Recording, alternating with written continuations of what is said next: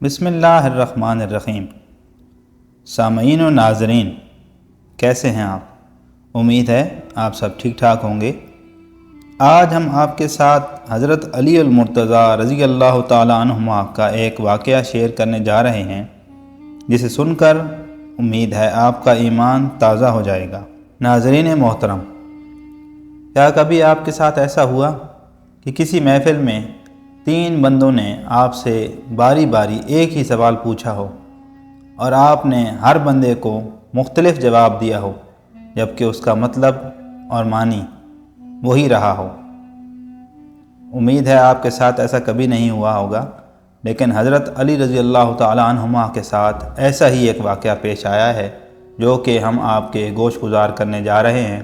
اس لیے اس واقعے کو پورا سنیے گا اور پورا دیکھیے گا، اور اگر آپ ہماری ویڈیو سے لطف اندوز ہوتے ہیں یا آپ کو ان میں کوئی سبق ملتا ہے تو ہمارے چینل کو ضرور سبسکرائب کریں اور اپنے دوستوں کے ساتھ اس کو شیئر بھی کریں۔ تو آئیے اس واقعے کی طرف چلتے ہیں۔ ایک دن ایک محفل میں حضرت علی رضی اللہ تعالیٰ عنہما سے سوال ہوا کہ وہ کون سے جانور ہیں جو بچے دیتے ہیں اور وہ کون سے جانور ہیں جو انڈے دیتے ہیں۔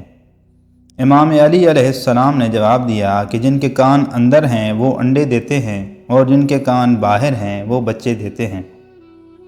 وہ آدمی جواب سن کر بیٹھا تو ایک دوسرا آدمی کھڑا ہو گیا اور یہی سوال دہرایا کہ کون سے جانور بچے دیتے ہیں اور کون سے جانور انڈے دیتے ہیں۔ اب سائل بدلا تو حضرت علی علیہ السلام نے بھی خیرات بدلی، کیونکہ حضرت علی رضی اللہ تعالیٰ عنہما کبھی بھی سائل کو پرانی خیرات نہیں دیتے تھے، اس لیے حضرت علی رضی اللہ تعالیٰ عنہما کا جواب بھی بدلا۔ حضرت علی رضی اللہ تعالیٰ عنہما نے جواب دیا، سنو، جو جانور اپنے بچوں کو دودھ پلاتے ہیں وہ بچے دیتے ہیں، اور جو اپنے بچوں کو غذا یعنی کہ دانہ کھلاتے ہیں وہ انڈے دیتے ہیں۔ دوسرا آدمی جواب سن کر بیٹھا تو ایک تیسرا آدمی کھڑا ہو گیا اور یہی سوال دہرایا کہ کون سے جانور بچے دیتے ہیں اور کون سے جانور انڈے دیتے ہیں۔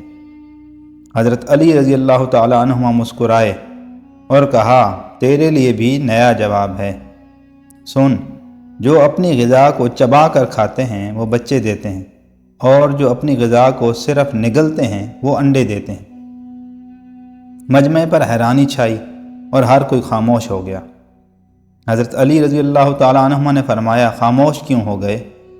اگر اب بھی کسی کی تسلی نہیں ہو رہی تو سوال کرو۔